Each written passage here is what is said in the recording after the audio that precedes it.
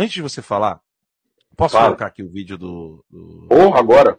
Vamos lá. Polon, porque eu acho que o brasileiro precisa saber que esse vídeo é de hoje. Senhor presidente, sim, nós estamos numa ditadura. Esse é um regime ditatorial, esse é um regime de exceção.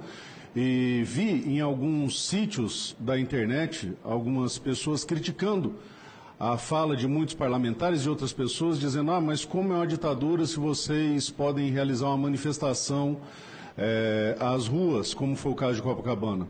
Sim, mas prestem muita atenção. Pedimos reiteradas vezes que não fossem levadas faixas, pedimos reiteradas vezes que o discurso fosse modulado. Isso só acontece numa ditadura. Nós não temos mais liberdade de expressão no Brasil. Nós não temos mais a possibilidade de nos manifestarmos no Brasil. E não é só isso. Existe, a olhos nus, um conluio entre o PT e alguns membros do STF, numa verdadeira coligação PT e alguns ministros do STF, que têm jogado no lixo a história daquela instituição. E se blindam atrás do escudo dizendo que qualquer crítica a um deles é ataque à instituição. Engraçado o duplo pensar da imprensa brasileira, que quando noticiou o bombardeio do Irã a Israel, falou que houve uma mensagem do Irã. Agora, quando nós criticamos a atuação inconstitucional desses ministros que flagrantemente usurpam o poder que receberam, aí é ataque. É ataque à instituição. Não é ataque à instituição, é uma denúncia do descalabro, do destempero, dos absurdos que algumas pessoas físicas têm utilizado a sua posição no Supremo para usurpar o poder e impor aos brasileiros um regime ditatorial. Tudo aquilo que o governo federal, que o executivo não consegue fazer, através dessas pessoas imbuídas e usando esse poder de forma arbitrária, eles têm levado a cabo no Brasil. Perseguem jornalistas, muitos estão exilados no Brasil, o Alan, o Rodrigo Constantino, o Figueiredo, até o menino Monarque, que é ideologicamente de esquerda, foi censurado por denunciar censura. Nós temos uma juíza que foi expulsa da magistratura e tem hoje suas contas bloqueadas exclusivamente por ser conservadora. Teve que fugir do Brasil, está em exílio nos Estados Unidos, entre outros tantos. O ataque ao patrimônio pessoal, ao dos familiares, como é o caso do Eustáquio, que teve as contas da filha bloqueadas. Pessoas presas às dezenas, às centenas, aos milhares, sem sequer atribuição de fato. Parlamentares sofrendo busca e apreensão sem saber o porquê. E quando recebem a intimação, justifica essa busca e apreensão, não tem sequer a descrição do fato lá, Girão. Nada. Nada. Pessoas condenadas à prisão sem sequer a especificação do fato. Dizendo que houve o crime de multidão, uma construção jurídica absurda dentro do Brasil para encarcerar pessoas que, quando muito, deveriam estar respondendo no juizado especial. Não tem mais devido processo legal, não tem mais democracia no país. Processo sem acesso. Eu sou advogado, advoguei no inquérito das fake news, estou há 3 anos tentando ter acesso a esses autos e não consigo. Suplicamos a OAB, suplicamos as instituições e não há nada, nem sombra do devido processo legal. Ao ponto de o ministro Alexandre de Moraes se envolver num bate-boca no aeroporto da Itália e botar a família inteira da pessoa lá dentro para poder inquiri-los. Ele é a suposta vítima, mas se põe como acusador, como investigador, como julgador e, claro, como executor da pena, que não tem revisão, porque, afinal de contas, essas pessoas sem foro por prerrogativa de função estão sendo processadas no Supremo, não se sabe como nem porquê. Chegamos ao absurdo de um deputado em exercício ser preso porque fez um vídeo, condenado a quase 10 anos de prisão. E tendo recebido o benefício do perdão do presidencial, o deputado Daniel Silveira teve esse benefício revogado, cassado pelo próprio tribunal que o condenou sem direito a recurso, Girão. Mas ainda mais grave, parlamentares têm tido as suas falas perseguidas por esse tribunal, em especial pelo ministro Alexandre de Moraes, no plenário no púlpito do plenário da Câmara. A Constituição nos assegura imunidade para falar, seja dentro dessa casa ou da outra, seja fora dela, seja nas redes sociais. E a deputada Bia Kicis teve cerceada, censurada sua fala de uma manifestação que fez do púlpito do plenário. Isso vai muito além do absurdo.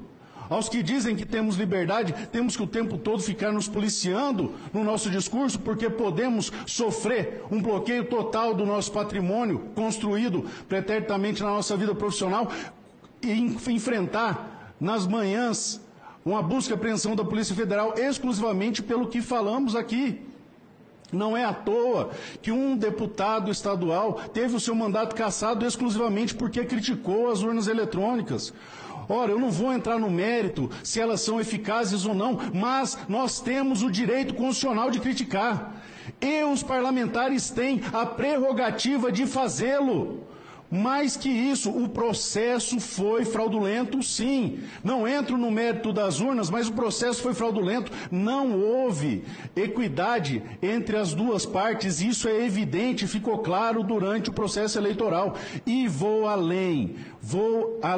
A Constituição assegura que o escrutínio seja publicamente auditável. E não é. Que o escrutínio tenha contagem pública. E não tem.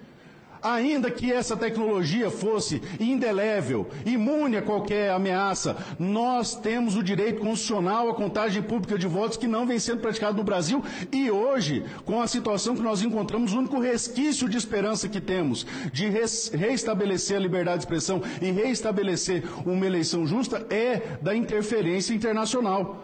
Mais que isso, não existe democracia sem liberdade de expressão.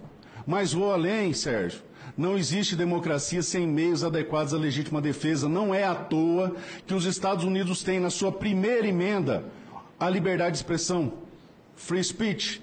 E na segunda emenda, o acesso a armas de fogo, para que você defenda a primeira. A expressão "o povo armado jamais será escravizado" se deve a um fato muito simples.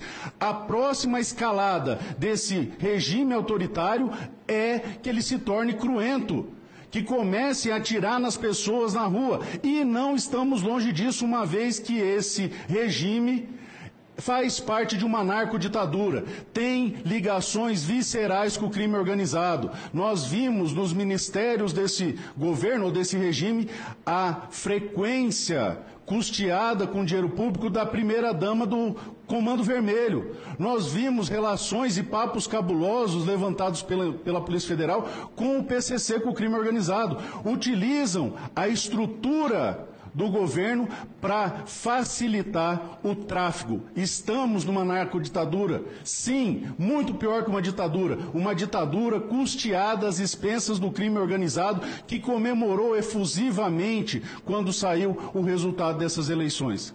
Estamos numa situação extremamente delicada e é importante fazer essa denúncia enquanto você ainda pode entrar e sair do Brasil, porque caminhamos a passos largos a uma situação igual a Cuba ou a da Venezuela, onde, se você voltar aqui, talvez você não consiga sair mais, onde você talvez não consiga entrar mais aqui. Estamos às vésperas disso. E é emblemático, senador Girão, isso aqui acontecer nessa casa, no Senado, porque dentro do nosso sistema constitucional, no regime de freios e contrapesos, só existe um poder capaz de refrear esses arroubos que estão fazendo, que pessoas estão fazendo, usurpando os poderes do STF, que é essa casa, o Senado.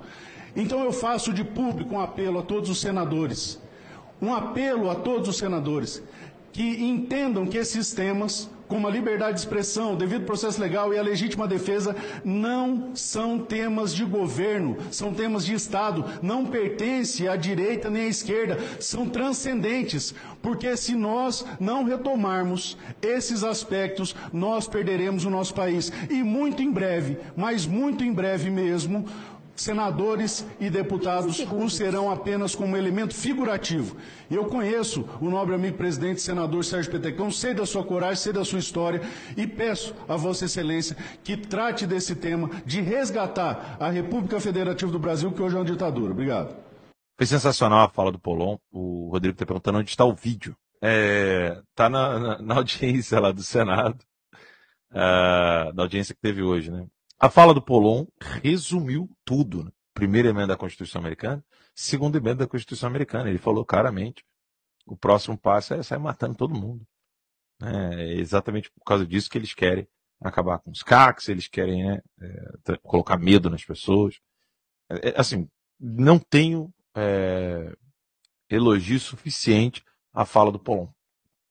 Ele refutou cada ponto da tirania brasileira, né? Ou seja, a questão das armas, a questão da liberdade de expressão que foi pro saco no Brasil, acabou, como o Rodrigo botou aqui, né? Pollon foi muito claro, franco e sucinto. Foi demais.